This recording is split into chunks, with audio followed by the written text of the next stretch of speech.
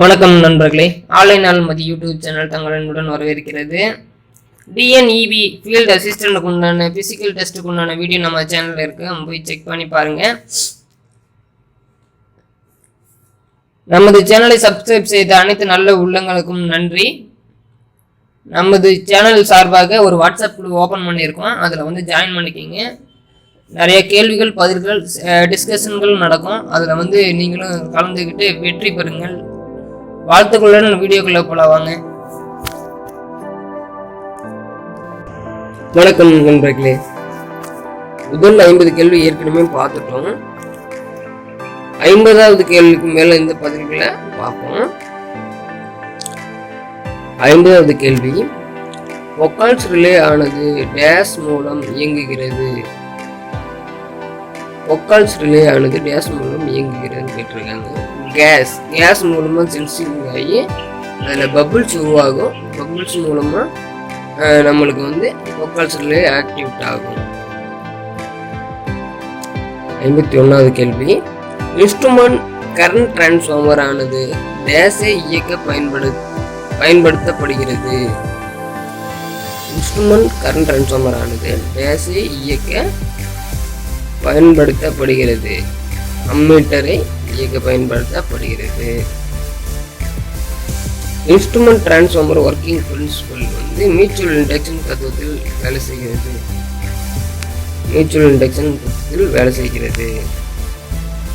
53வது கேள்வி, which of the following is not standard voltage for power supply in India? இந்தியாவின் standard voltage இல்லைன்னு சொல்லி கேட்டிருக்காங்க.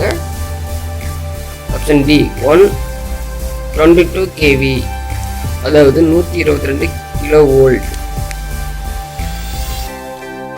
54, instrument transformer working principal mutual induction. இது important கேள்வி. இதுவே ஆட்டோ டிரான்ஸ்ஃபார்மர் என்ன தத்துவத்தில் வேலை செய்கிறது அப்படின்னு சொல்லி கேட்டிருந்தாங்கன்னா செல்ஃப் இண்டக்ஷன் அப்படின்னு நம்ம சொல்லணும். நம்ம கன்ஃபியூஷனே ஆகக்கூடாதுன்னு ஒருபோதும் தெளிவாக இருக்கணும். 55வது கேள்வி, 2 transformers are connected in parallel. Those transformers do not have equal percentage impedance. This is likely to the result in, அதாவது 2 டிரான்ஸ்ஃபார்மரை பேரலல் பண்ணுறாங்க. இது ஈக்குவல் பர்சன்டேஜ் இம்பிடன்ஸில் இல்லை அப்படின்னா அதனோட ரிசல்ட் என்ன அப்படின்னு சொல்லி கேட்டிருக்காங்க. அதாவது loading of the transformer not proportion in the KVR rating அப்படின்னு சொல்லி சொல்லியிருக்காங்க. 56வது கேள்வி, மின் மாற்றி எண்ணெய் அதாவது டிரான்ஸ்ஃபார்மர் ஆயில் டேஷில் இருந்து விடுபட வேண்டும். அதுதான் கொஸ்டின். ஒரு மின்மாற்றி எண்ணெய் டேஷில் இருந்து விடுபட வேண்டும். ஆப்ஷன் டி ஈரப்பதம். ஆப்ஷன் டி ஈரப்பதம்.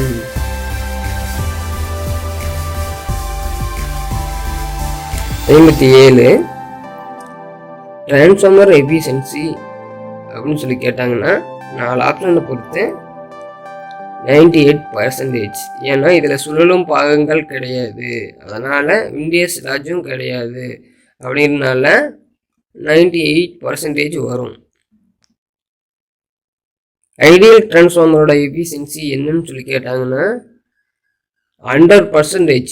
ஐடியல் டிரான்ஸ்ஃபார்மர்னா கற்பனையில் உருவாக்குற டிரான்ஸ்ஃபார்மரு. இது நாட் அப்ளிகபிள் ஃபார் நம்ம ஒர்க்குக்கு. அதனால் இது 100% உற்பத்தி ஆகும். என்னோட எஃபிஷியன்சின்னா 100% ஐடியல் டிரான்ஸ்ஃபார்மருக்கு. 59வது கேள்வி, எந்த டிரான்ஸ்ஃபார்மரில் டெல்டா ஸ்டார் கனெக்ஷன் பயன்படுத்தப்படும்? எந்த டிரான்ஸ்ஃபார்மரில் டெல்டா ஸ்டார் கனெக்ஷன் பயன்படுத்தப்படும்? Option A distribution transformer. Option A distribution transformer. இதில் மட்டும்தான் டெல்டா ஸ்டார், அதாவது பிரைமரியில் டெல்டாவும் செகண்டரியில் ஸ்டார் கனெக்ஷனும் பயன்படுத்தப்படும் டிரான்ஸ்ஃபார்மர்னா நம்ம வீடுகளுக்கு தர டிஸ்ட்ரிபியூஷன் டிரான்ஸ்ஃபார்மர். அதுவே ஸ்டார் டெல்டா பயன்படுத்தப்படும் டிரான்ஸ்ஃபார்மர் எதுன்னு சொல்லி கேட்டாங்கன்னா ஜெனரேட்டிங் ஸ்டேஷனில் இருக்கக்கூடிய டிரான்ஸ்ஃபார்மர், ஜெனரேட்டர் டிரான்ஸ்ஃபார்மர்னு சொல்லி சொல்லுவாங்க. ஜெனரேட்டிங் ஸ்டேஷனில் இருக்கிற மின் உற்பத்தி பண்ணுற நிலையங்களில் இருக்கிற டிரான்ஸ்ஃபார்மரை தான் ஜெனரேட்டிங் டிரான்ஸ்ஃபார்மர்னு சொல்லி கொடுத்துருக்கணும். இது வந்து ஸ்டார் டெல்டா கனெக்ஷனை பயன்படுத்துகிறாங்க. மின்சார உற்பத்தி பண்ணுற இடத்துல 415 வோல்ட்டா இல்லை 11 kVAவோ 11,000 வோல்ட்டோ உற்பத்தி பண்ணி அங்கே ஸ்டார் கனெக்ஷன் போட்டு பிரைமரியில் ஸ்டாரும் செகண்டரியில் டெல்டாவும் போட்டு அந்த பிரைமரியில் நியூட்ரலில் வந்து பூமியில் எர்த்து பண்ணிடுவாங்க. அங்கே வந்து 3 phase 3 wire சிஸ்டம் பயன்படுத்துகிறாங்க. ஏற்கனவே நம்ம பார்த்தது தான், இருந்தாலும் இது கொஞ்சம் தெளிவாக தெரிஞ்சுக்குவோம். 61வது கேள்வி, டெல்டா பயன்படுத்தப்படும் டிரான்ஸ்ஃபார்மர் டிரான்ஸ்மிஷன் டிரான்ஸ்ஃபார்மர்னு சொல்லி கேஸ் டிரான்ஸ்மிஷன் டிரான்ஸ்ஃபார்மர்னு சொல்லியிருக்காங்க. டிரான்ஸ்மிஷன் டிரான்ஸ்ஃபார்மர் ஆன்சரும் இங்கே கொடுத்தாச்சு. என்ன டிரான்ஸ்ஃபார்மர்? டிரான்ஸ்மிஷன் டிரான்ஸ்ஃபார்மர் பேரு.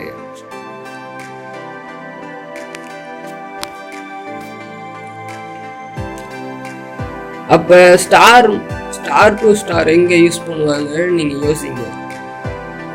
இது 3 சொல்லியாச்சு. ஸ்டார் டு ஸ்டார் உங்களுக்கு வந்து ஒரு ஐடியா கிடைச்சிருக்கும். அதை வந்து கமெண்ட் பாக்ஸில் வந்து கமெண்ட் பண்ணுங்க. 62வது கேள்வி, ஒரு வோல்ட் மீட்டரின் 2 டெர்மினல்களையும் சேம் ஃபேஸுடன் கனெக்ட் செய்தால் அதில் காட்டப்படும் ரீடிங் என்ன? ஒரு வோல்ட் மீட்டர் வந்து 2 பொட்டன்ஷியல் இருந்தால் மட்டும்தான் சரியான வேல்யூ காட்டும். அப்படின்னா இந்த வோல்ட் மீட்டர் வந்து ஒரே ஃபேஸ் நினச்சா 0 வோல்ட் தான் காட்டும். அதாவது ஃபேஸ் டு ஃபேஸ் நினச்சா அது ஒரு வேல்யூ காட்டும், ஃபேஸுக்கும் நியூட்ரலுக்கும் நினச்சிங்கன்னா ஒரு வேல்யூ காட்டும், ஃபேஸ் டு எர்த்துக்கு காமினா கூட ஒரு வேல்யூ வரும். ஆனால் ஒரே ஃபேஸில் 2 வோல்ட் மீட்டரோட டெர்மினலையும் இணைத்தால் வந்து 0 பொட்டன்ஷியல் தான் காட்டும். 63வது கேள்வி, 100% திறன் கொண்ட ஸ்டெப் அப் மின்மாற்றிக்கு 230 வோல்டேஜ் வந்து டிசி உள்ளீடு கொடுத்தால் அதன் வெளியீடு வோல்டேஜ் என்னன்னு சொல்லி கேட்டிருக்காங்க. 100% ஸ்டெப் அப் மின்மாற்றிக்கு 230 வோல்ட் வந்து டிசி சப்ளை கொடுத்தோம்னா என்ன நடக்கும்னு சொல்லி கேட்டிருக்காங்க. ஆனால் அந்த கொஸ்டினில் வந்து மிஸ்டேக் இருக்குது, டைப்பிங் மிஸ்டேக்கு. அதை கொஞ்சம் செக் பண்ணிக்கிங்க. நம்ம டிரான்ஸ்ஃபார்மரில் வந்து டிசி சப்ளை கொடுத்தா காயில் எரிஞ்சு போயிடும், 0 வோல்ட்டு தான் காயில் எரிஞ்சு போயிடும். ஏன்னு கேட்டிங்கன்னா அதில் வந்து மாறுபடக்கூடிய காந்தப்புலம் உருவாகாது, டிசியில் ஃப்ரீக்வன்சி கிடையாது. அப்படின்னால மேக்னிடியூட் மாறாத காரணத்தால் அந்த பேக் EMF உருவாகாமல் அது வந்து எதுலேயுமே சுழலாமல் அப்படியே ஒரு ஃப்ளக்ஸ் உருவாகி காயில் எரிய விட்டுரும். டிசியில் டிரான்ஸ்ஃபார்மர் வேலை செய்யாது. 64வது கேள்வி, ஒரு வோல்ட் மீட்டரின் 2 டெர்மினல்களையும் ஃபேஸ் உடன் இணைத்தால் கனெக்ட் செய்தால் அதில் காட்டப்படும் ரீடிங். அதாவது ஃபேஸ் உடன் சொல்லிடக்கூடாது, இரு ஃபேஸ்கள் எடுக்கணும், 2 ஃபேஸ்ன்னு சொல்லிட்டு கொஸ்டின் வந்து 2 ஃபேஸ்ன்னு நீங்கள் புரிஞ்சுக்கிங்க. ஆப்ஷன் பி 415 வோல்ட், அதாவது 3 ஃபேஸ் வோல்டேஜை காட்டும்.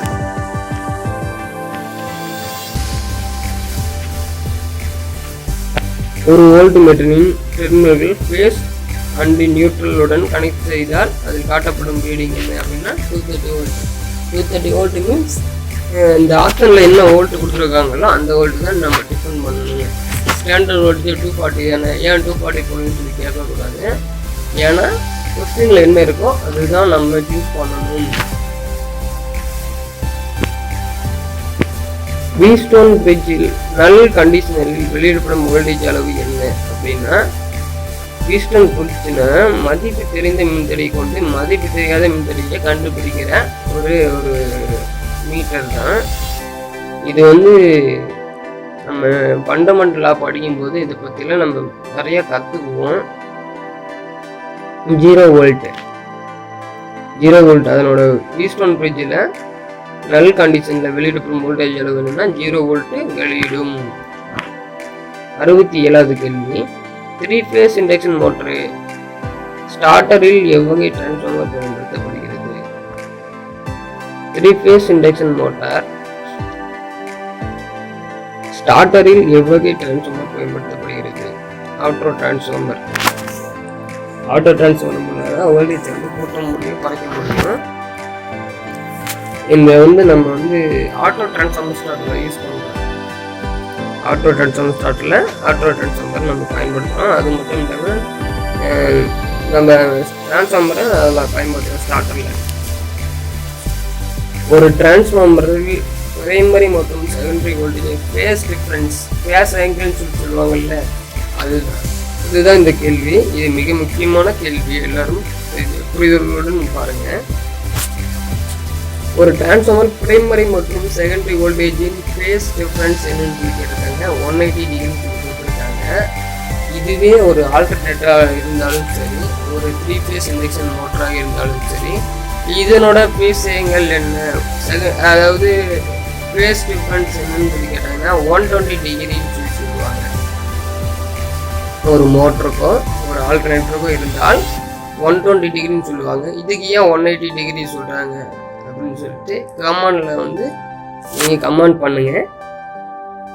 இது வந்து மிக முக்கியமான கேள்வி. இது எல்லாமே புரிதலுடன் தான் நம்ம படிக்கணும்.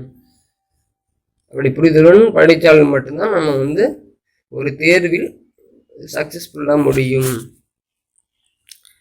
Welding machine using transformer. Welding machine using transformer என்னன்னா auto transformer. Option B auto transformer. Welding மிஷினில் பயன்படுத்தப்படும் ஆட்டோ டிரான்ஸ்ஃபார்மர் என்ன ஆட்டோ டிரான்ஸ்ஃபார்மர். அதுதான் கரண்டை கூட்டி குறைக்கிறது. இப்போ வந்து எஸ்சிஆர் ஐஜிபிடிலாம் வந்துருச்சு. இப்போ டிஜிட்டலில் வந்து வேறு லெவலில் இருக்குது எலக்ட்ரானிக்ஸ் எல்லாம். இப்போ இதெல்லாம் ஓல்டு மாடலு வெல்டிங் மிஷினில். இன்னும் வந்து இதையும் பயன்படுத்துகிறாங்க. இப்போ எல்லாம் அவ்வளோவா அதிகமாக நம்ம வந்து இது பயன்படுத்துறது கிடையாது. ஆட்டோ டிரான்ஸ்ஃபார்மர் உள்ள வெல்டிங் மிஷின் அதிகமாக பயன்படுத்துறது கிடையாது. 70வது கேள்வி, கீழ்கண்ட எந்த ஒரு பவர் டிரான்ஸ்ஃபார்மரில் மாற்ற முடியாது? ஒரு பவர் டிரான்ஸ்ஃபார்மராக இருந்தாலும் சரி, டிஸ்ட்ரிபியூஷன் டிரான்ஸ்ஃபார்மராக இருந்தாலும் சரி, ஜென்ரேட்டிங் டிரான்ஸ்ஃபார்மராக இருந்தாலும் சரி, பவரையும் ஃப்ரீக்குவன்சியும் மாற்ற முடியாது. அதனோட கேவியவும் ஃப்ரீக்குவன்சியும் மாற்றவே முடியாது. அந்த பவர் என்னவோ அதனோட பவரை அதை நம்ம சேஞ்ச் பண்ணுறது. இது இன்னொரு கேள்வி. இது வந்து மிக முக்கியமான கேள்வி. இதெல்லாம் புரிதலுடன் தான் நம்ம இது பண்ணணும். ஏன்னா டிரான்ஸ்ஃபார்மரே ஃப்ரீக்குவன்சியில் எந்த ஒரு மாற்றமும் இல்லாமல் தானே மாற்றுறோம். ஸ்டெப்போ ஸ்டெப் ஒன்றும் பண்ணுறோம். அதனால் ஆப்ஷன் பியும் ஆப்ஷன் சியும் இதில் பொருந்தது. அதுக்கு ஆன்சர் வந்து D, both B and C. கீழ்கண்ட எந்த ஒரு பவர் டிரான்ஸ்ஃபார்மரில் மாற்ற முடியாது அப்படின்னு சொல்லி கேட்டாங்கன்னா power and frequency both B and C, both பிஎன்சின்னு சொல்லி நம்ம டிக் பண்ணணும். இதை ஒன்று கூட கேட்கலாம். இதில் இதை மாற்ற முடியாது அப்படின்னு சொல்லி கேட்கலாம். பவர்னு சொல்லலாம். அப்படி இல்லைன்னா மாற்ற முடியாதுன்னு சொல்லி தனித்தனியாக கூட கேட்கலாம். ஃப்ரீக்குவன்சி தனியாக கொடுத்துட்டு கேட்கலாம், பவரை தனியாக கொடுத்துட்டு கேட்கலாம். எதை மாற்ற முடியும்னு சொல்லி கேட்கலாம். தனித்தனியாக கேட்கலாம். ஒன்றா கொடுத்தாலும் சரி, தனியாக கொடுத்தாலும் சரி, நம்ம இதையும் அடிக்கணும். ஒரு டிரான்ஸ்ஃபார்மரின் காப்பர் லாஸ் எந்த டெஸ்ட் மூலம் கண்டறியப்படுகிறது? Short circuit test. 72வது கேள்வி, ஆர்எம்எஸ் வோல்டேஜ் V ஆனது 440 எனில் ஏசி 3 phase சர்க்யூட்டில் அதிகபட்ச வோல்டேஜ் எவ்வளோன்னு சொல்லி கேட்டிருக்காங்க. நீங்கள் ஆர்எம்எஸ் வேல்யூவோட 440 வோல்ட்டை மல்டிபிள் பண்ணிங்கன்னா வர ஆன்சர் தான் 622 வோல்ட்டு. 622 வோல்ட்டு. இது உங்களுக்கு நான் கால்குலேஷன் கண்டிப்பாக எக்ஸ்பிளைன் பண்ணி ஆகணும். இதுக்காக நான் கடமைப்பட்டிருக்கேன். கண்டிப்பாக இந்த மாதிரி கால்குலேஷன்லாம் உங்களுக்கு சந்தேகம்னா டிஸ்கிரிப்ஷனில் வந்து சொல்லுங்கள். உங்களுக்கு வந்து தனியாக இதை வந்து எடுப்போம். எல்லா கால்குலேஷனுமே அதாவது ஆல்டர்னேட்டர், அது மட்டும் இல்லாமல் மோட்ரு, நம்ம பேசிக்காக என்னென்ன ஃபார்முலா இருக்கோ எல்லாத்தையுமே பார்ப்போம், எல்லா கால்குலேஷனையும் பார்ப்போம். ட்ரான்ஸ்ஃபார்மர் ரேஷியோ எல்லாமே ஷார்ட்கட்டில் பார்க்கலாம். 73வது கேள்வி, ஆர்எம்எஸ் வோல்டேஜ் V ஆனது 240 வோல்ட் எனில் ஈசி சிங்கிள் ஃபேஸ் சர்க்யூட்டில் அதிகபட்ச வோல்டேஜ். இதுவும் அதே மாதிரி தான். ஆர்எம்எஸ் வேல்யூ என்னன்னு உங்களுக்கு தெரியும். அதை வந்து இதில் மல்டிபிள் பண்ணிங்கன்னா 240 மல்டிபிள் பண்ணிங்கன்னா 339.46 வோல்ட் வந்து வரும். இது வந்து நீங்கள் கால்குலேஷன் போட்டு பார்த்தீங்கன்னா தான் தெரியும். நீங்கள் செக் பண்ணி பாருங்கள். ஆர்எம்எஸ் வேல்யூவோட மல்டிபிள் பண்ணணும்.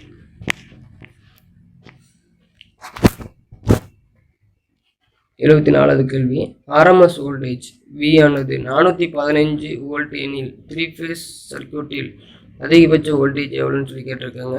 586 வோல்ட்டு. இதுக்கு முன்னாடி 3 ஃபேஸ்லேயும் ஒரு கேள்வி கேட்டோம். என்னென்னா 440 வோல்ட்டு, இது 415 வோல்ட்டு.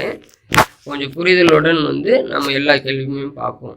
இதுவே 230 கொடுக்கட்டும், 220 கொடுக்கட்டும், எப்படி வேணால் கொடுக்கட்டும், ஒன்றும் ப்ராப்ளம் கிடையாது. இதுக்கு கான்செப்ட் ஒன்று தான், நம்மளுக்கு வந்து இது பண்ணால் ஓகே தான்.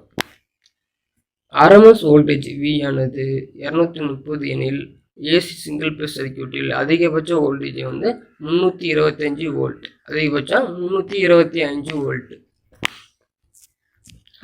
76வது கேள்வி, பொதுவாக வீட்டு பயன்பாட்டுக்கான மின் அழுத்தம் எவ்வளோன்னு சொல்லி கேட்பாங்க. பொதுவாக ஜென்ரல் அப்படின்னு சொல்லி சொன்னாங்கன்னா 230 வோல்ட்டு. பொதுவாக வீட்டு பயன்பாட்டுக்காக மின் அழுத்தம் என்னன்னா 230 வோல்ட்டு.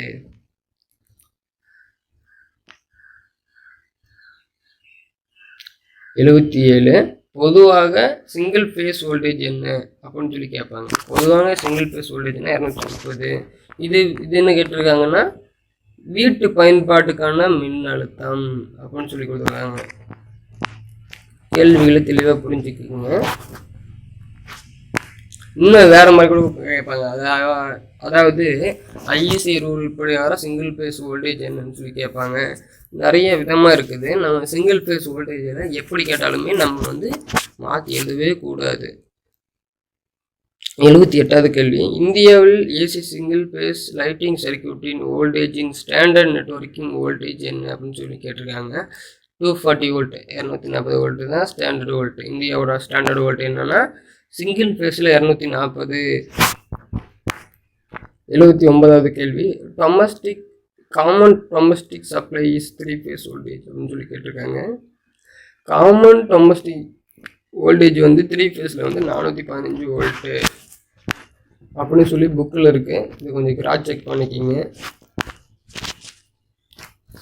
80வது கேள்வி, வீட்டு மின் நுகர்வோருக்கு வழங்கப்படும் சிங்கிள் ஃபேஸின் வோல்டேஜ் என்ன அப்படின்னு சொல்லி கேட்டிருக்காங்க. வந்துச்சுங்களா? வீட்டு மின் நுகர்வோருக்கு வழங்கப்படும் சிங்கிள் ஃபேஸ் சப்ளைன் வோல்டேஜ் என்ன 230. ஏன்னா இதில் 240ங்கிற ஒரு ஆப்ஷன் இல்லாத காரணத்தால் 230 கொடுத்துருக்காங்க. நீங்கள் ஆப்ஷனை இருக்கிற மாதிரி சூஸ் பண்ணணும். 81வது கேள்வி, 3156 படி single phase voltage, single phase மற்றும் 3 phase potential transformer secondary voltage rated மதிப்பு என்னன்னு சொல்லி கேட்டுங்க. பொட்டான்சியல் டிரான்ஸ்ஃபார்மர்னு சொல்லிட்டாங்க. ஆனால் இதுக்கு வந்து ஆப்ஷன் டி தான் வரும். நான் கவனக்குறைவால் ஆப்ஷன் சூஸ் பண்ணியிருக்கேன்.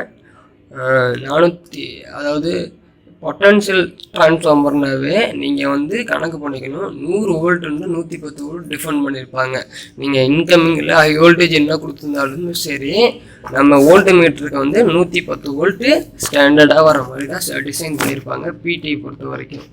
இது வந்து கவனக்குறைவால் ஏற்பட்டது. 81வது கேள்விக்கு நீங்கள் கொஞ்சம் கிராஸ் செக் பண்ணிக்கிங்க. இந்த கேள்விக்கு கலருக்காக வந்து மாற்றி அடிச்சிருக்குது. ஆப்ஷன் டி தான் சரியான ஆன்சர். 110 வோல்ட் அண்டு அதாவது 100 volt to and 110 volt, 100 volt 110 volt வரைக்கும் இருக்கும். இது மிக முக்கியமான கேள்வி. யாரும் சிங்கிள் ஃபேஸும் அடிக்கக்கூடாது. நான் கவனக்குறைவில் சிங்கிள் ஃபேஸ் வோல்டேஜோட ரேட்டிங்கை அடிச்சிட்டேன். நீங்கள் அதே மாதிரி கவனக்குறைவால் அடிக்கக்கூடாது. 82வது கேள்வி, கீழ்கண்டவற்றுள் ஒன்று மட்டும் இன்ஸ்ட்ருமெண்ட் டிரான்ஸ்ஃபார்மர் கிடையாது அப்படின்னு சொல்லி கொடுத்துருக்காங்க. இன்ஸ்ட்ருமெண்ட் டிரான்ஸ்ஃபார்மர்னா பொட்டான்சியல் டிரான்ஸ்ஃபார்மர் CTPT மட்டும்தான் இன்ஸ்ட்ருமெண்ட் டிரான்ஸ்ஃபார்மர். இதில் கொஸ்டின் என்ன, டிரான்ஸ்ஃபார்மர் கிடையாதுன்னு சொல்லியிருக்காங்க. அப்படின்னா ஆப்ஷன் பி தான் வராது. அதாவது டிஸ்ட்ரிபியூஷன் டிரான்ஸ்ஃபார்மர் வந்து மின் பகிர்மானம் மின்மாற்றின்னு சொல்லுவாங்க. இது நம்ம வீடுகளில் பயன்படுத்தக்கூடிய ஒரு டிரான்ஸ்ஃபார்மர். 83வது கேள்வி, பவர் டிரான்ஸ்ஃபார்மரில் செகண்டரி சைடு நியூட்ரல் டேஷ் காரணமாக எர்த் செய்யப்படுகிறது.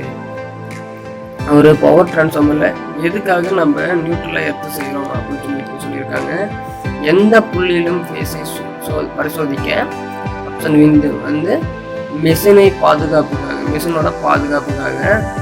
ஆப்ஷன் சி வந்து டிரான்ஸ்ஃபார்மர் லோடை சமன் செய்வதற்காக பயன்படுத்தும். ஆப்ஷன் டி வந்து இவை அனைத்தும். இதுக்கு பதில் வந்து இவை அனைத்தும். நம்ம வந்து எந்த பேஸில் வேணால் சோதிக்கலாம். அதாவது ஆர் பேஸும் ஒய் பேஸும் சோதிக்கலாம், இல்லைன்னா ஒய் பேஸ் பி பேஸும் சோதிக்கலாம், இல்லை ஒய்யும் பியும் சோதிக்கலாம். அப்படி வந்து மாற்றி நம்ம வந்து செக் பண்ணலாம். இல்லைன்னா கூட ஒவ்வொரு phase individual phase with neutral, இல்லை இண்டிவிஜுவல் பேஸ் வந்து வித் எர்த் நம்ம இப்படி கூட நம்ம வந்து செக் பண்ணலாம். எந்த புள்ளியிலும் பேஸை சோதிக்க 240 வோல்ட் வருதா அப்படின்னு சொல்லி செக் பண்ணிக்கலாம். மெஷின் பாதுகாப்புக்கு இந்த டிரான்ஸ்ஃபார்மர் லோடு இந்த பேலன்ஸ் லோடாக மாற்றுவதற்கு நம்ம நியூட்ரலை எர்த் பண்ணிக்கிறோம். 84வது கேள்வி, ஒரு டிரான்ஸ்ஃபார்மரில் கன்சர்வேட்டர் டேங்க் அமைப்பதன் நோக்கம் வந்து ஆயில் லெவலை கண்காணிக்க மற்றும் ஆயில் லெவலை டாப் அப் செய்ய. இது ரெண்டுக்காகவும் பயன்படுத்துகிறோம். ஆப்ஷன் சி தான், ஏ அண்ட் பி தான் இதனோட சரியான விடை. 85வது கேள்வி, ஒரு ஆயில் நிரப்பப்பட்ட டிரான்ஸ்ஃபார்மர்கள் ஆயிலின் செயல்பாடு என்ன? ஒரு ஆயிலோட என்ன ஒர்க்கிங்னா கூலிங் மற்றும் இன்சுலேஷன். அதாவது முதல் ப்ரிஃபரன்ஸ் கூலிங்கு மட்டும்தான் கொடுக்கணும். இது வந்து கூலிங் கூட கேட்பாங்க, தனியாக கொடுத்துட்டு கேட்பாங்க. கூலிங் வந்து இன்சுலேஷன் அப்படின்னு சொல்லி கேட்காம இன்சுலேஷன், கூலிங், லூப்ளிகேஷன் சொல்லிட்டு அனைத்துன்னு சொல்லி கேட்டாங்கன்னா முதல் ப்ரிஃபரன்ஸ் கூலிங் தான் கொடுக்கணும். இன்சுலேஷனுக்கு வந்து செகண்ட் ப்ரிஃபரன்ஸ் கொடுக்கணும். மிக முக்கியமான கேள்வி, டிரான்ஸ்ஃபார்மரின் எடி கரண்ட் கேஸ் விகிதம் சமம். டிரான்ஸ்ஃபார்மரின் எடி கரண்ட் வந்து கேஸ் விகிதம் சமம். ஆப்ஷன் டி வந்து F² × PM². F² × PM². 87, மொத்த கோர் இழப்பு டேஷ் என அழைக்கப்படுகிறது. மொத்த கோர் இழப்பு வந்து காந்த இழப்புன்னு சொல்லியிருக்காங்க. மேக்னெட்டிக் லாஸ்ன்னு சொல்லியிருக்காங்க. 88வது கேள்வி, பவர் டிரான்ஸ்ஃபார்மரில் பயன்படுத்தப்படும் கூலிங் வந்து இவை அனைத்தும். பவர் டிரான்ஸ்ஃபார்மரில் பயன்படுத்தப்படும் கூலிங் வந்து இவை அனைத்தும். பவர் டிரான்ஸ்ஃபார்மரில் பயன்படுத்தப்படும் கூலிங் வந்து இவை அனைத்தும். அதாவது போஸ்ட் கூலிங்னு சொல்லலாம், போஸ்ட் ஆயில் கூலிங்னு சொல்லலாம், நேச்சுரல் கூலிங் மூணுமே பயன்படுத்துகிறாங்க. அதனால் பவர் டிரான்ஸ்ஃபார்மரில் பயன்படுத்தப்படும் கூலிங் வந்து இவை அனைத்தும். 89வது கேள்வி, எந்த ஒரு முறையிலான கூலிங் ஆனது 100 kVA வரையிலான கூடுதல் கெப்பாசிட்டி, அதாவது குறைந்த கெப்பாசிட்டி கொண்ட டிஸ்ட்ரிபியூஷன் டிரான்ஸ்ஃபார்மரில் பின்பற்றப்படுகின்றன?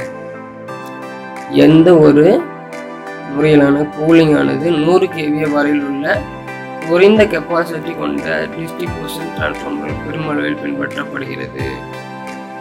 ஆப்ஷன் டி வந்து இயற்கையான காற்றின் மூலம் குளிர்விக்கும் முறை. இயற்கையான காற்றின் மூலம் குளிர்விக்கும் முறை தான் நம்ம வீடுகளில் இருக்கிற டிஸ்ட்ரிபியூஷன் டிரான்ஸ்ஃபார்மரில் பயன்படுத்துறது. இதுவே நீங்கள் பவர் ஸ்டேஷன் சப்ஸ்டேஷன் போனீங்கன்னா அங்கே வேறு லெவலில் இருக்கும், நீங்களே ஆச்சரியப்படுவீங்க. ஒரு பவர் டிரான்ஸ்ஃபார்மரை கூலிங் செய்வதற்காக ஒரு பொதுவான முறை என்னன்னு கேட்டிருக்காங்க. நேச்சுரல் ஏர் கூலிங், ஏர் பிளாஸ்ட் கூலிங், ஆயில் கூலிங். இதில் ஏதோ ஒரு முறை வந்து நம்ம பயன்படுத்தலாம். பவர் டிரான்ஸ்ஃபார்மரில் சப்ஸ்டேஷன் இருக்கக்கூடிய பவர் டிரான்ஸ்ஃபார்மரில் அதில் ஏதோ ஒரு முறையை நம்ம பயன்படுத்தலாம். எதற்காக பவர் டிரான்ஸ்ஃபார்மரில் கூடுதல் கவரிங் ஏற்பாடு செய்யப்பட்டுள்ளது? பவர் ரேட்டிங் அதிகரிக்கிறதுக்காக. ஆப்ஷன் பி வந்து இன்சுலேஷன் ஆயில் அதிகரிப்பதற்காக. ஆப்ஷன் சி வந்து இயற்கை வெப்பநிலையை குறைக்க. ஆப்ஷன் டி வந்து இவை அனைத்தும் சரியான விடை. ஒரு டிரான்ஸ்ஃபார்மர் கூடுதல் கவரிங் எதுக்குன்னா அதனோட பவரோட ரேட்டிங் அதிகரிக்கிறதுக்கும் இன்சுலேஷன் வேல்யூ வந்து அதிக நாளுக்கு வர்றதுனால டெம்பரேச்சர் ஒர்க்கிங் டெம்பரேச்சர் வந்து குறைப்பதற்காக பயன்படுத்தப்படுகிறது. 92 ஒரு டிஸ்ட்ரிபியூஷன் டிரான்ஸ்ஃபார்மரில் லோடு நிலைக்கு ஏற்றவாறு வோல்டேஜ் ரேஷியோவை சரிப்படுத்தலாம். ஒரு டிஸ்ட்ரிபியூஷன் டிரான்ஸ்ஃபார்மரில் லோடு நிலைக்கு ஏற்றவாறு வோல்டேஜ் ரேஷியோவை சரிப்படுத்தலாம் அப்படின்னு சொல்லி கேட்டிருந்தாங்க.